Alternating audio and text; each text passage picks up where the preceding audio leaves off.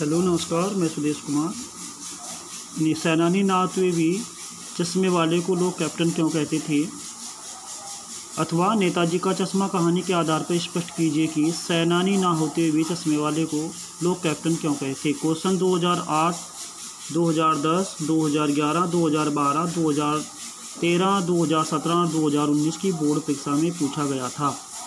नेताजी का चश्मा कहानी स्वयं प्रकाश द्वारा लिखी एक भाव प्रधान कहानी है। इस कहानी के माध्यम से लेखक कहना चाहता है कि यदि मन में श्रद्धा और प्रेम की भावना हो तो देश का प्रत्येक नागरिक अपने कर्मों से देश की सेवा कर सकता है। कस्बे में एक लंगड़ा व्यक्ति रहता था। उसकी चश्मे की चलती फिरती दुकान थी। वह एक सच्चा देशभक्त था। उसे नेताजी की मूर्ति से लगाव था। वही नेताजी की मूर्ति का चश्मा बदलाकर था। इसी कारण लोग उसे कैप्टन कहते थे। प्रश्न संख्या 2, नेताजी का चश्मा पाठ के आधार पर स्पष्ट कीजिए कि कैप्टन बार बार मूर्ति का चश्मा क्यों बदल देता था। प्रश्न संख्या 2 2018 की बोर्ड परीक्षा में पूछा गया था। चश्मे वाला व्यक्ति लंगड़ा व बूढ़ा था, किंतु सुभाष चंद्र बोस की मूर्ति के प्रति उसके मन में अपार श्रद्धा की भावना थी। वह चश्मों की फेरी करता था, अर्थात उसकी चश्मे की चलती फिरती दुकान थी।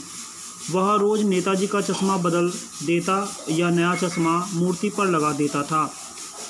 इसी से लेखक ने उसे नेताजी का साथी व कैप्टन कहा है। भले ही उसे कैप्टन कहने में व्यंग निहित था, पर वह उसकी श्रद्धा और भावना के अनुरूप ही था। अतः नेताजी के प्रति श्रद्धाभाव होने के कारण कैप्टन बार बार मूर्ति का चश्मा बदल देता था।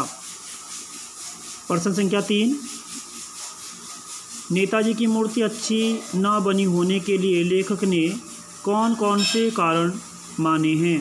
प्रश्न 2011 की बोर्ड परीक्षा में पूछा गया था। उत्तर है, नेताजी का चश्मा कहानी प्रसिद्ध कहानीकार स्वयं प्रकाश द्वारा लिखी है। नगरपालिका कस्बे के मुख्य चौराहे पर सुभाष चंद्र बोस की प्रतिमा मूर्ति लगाना चाहती थी। नगरपालिका का काफ़ी समय हाँ ना में गुजर गया होगा। नगरपालिका को मूर्ति की लागत का सही अनुमान नहीं होगा। नगरपालिका का कार्यकाल समाप्ति के निकट था, इसलिए नगरपालिका ने मूर्ति बनाने का काम स्थानीय कलाकार को देने का निश्चय किया होगा। मास्टर मोतीलाल इस कार्य के मिलने से बहुत खुश थे।